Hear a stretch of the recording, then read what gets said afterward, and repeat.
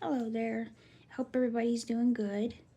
Um, Imagine you're sitting across from someone you care about, maybe a partner or a sibling or a close friend, and while they're talking, their phone lights up. Then their eyes drop, their thumb scrolls, and in that moment, even if they're physically present, emotionally they're gone.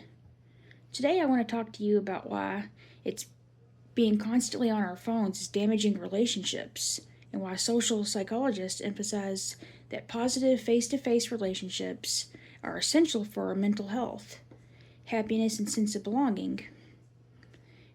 Being always on your phone doesn't just mean liking social media, texting friends, it means habitually checking your phone during conversations, meals, or shared moments. Social psychologists often refer to this as phubbing, phone snubbing. When someone prioritizes their phone over people around them, while it may seem harmless or even necessary in today's world, this behavior slowly chips away at meaningful social connections. According to social psychologists, humans have a fundamental need to belong. Positive relationships provide emotional support, trust, and validation. When someone is constantly on their phone, it sends an unspoken message. This screen is more important than you. And over time, this leads to feelings of rejection, loneliness, and resentment in relationships. Research shows that even the presence of a phone during conversations reduces empathy and emotional depth. I've experienced this personally. There have been many times when I've caught myself scrolling while spending time with family and later realized that I missed something meaningful in a conversation or an emotional cue. On the other side, it's painful to open up to someone who is half listening while looking at their screen. These small moments add up, weakening emotional bonds.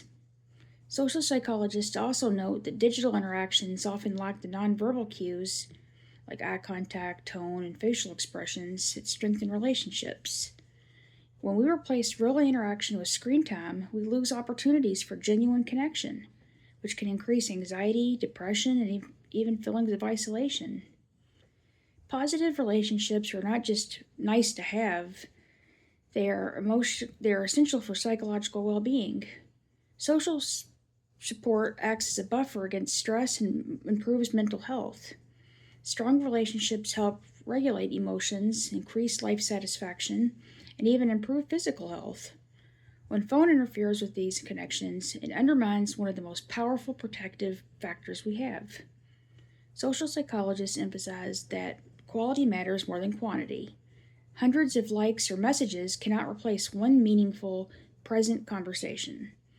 Being emotionally available builds trust, security, and closeness on things that a phone can never provide.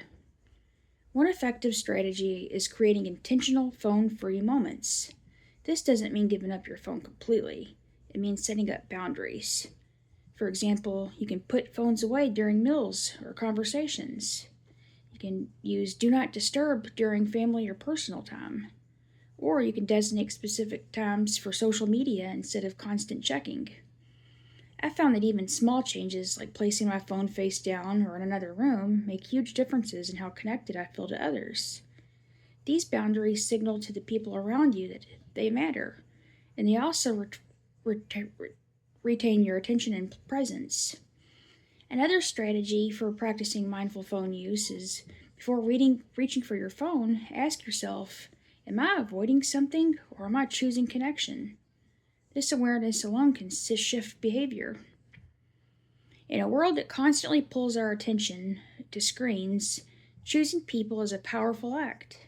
Social psychologists remind us that positive relationships are the foundation of emotional health and fulfillment.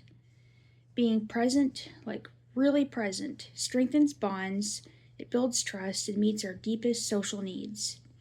Phones are tools, but relationships are irreplaceable.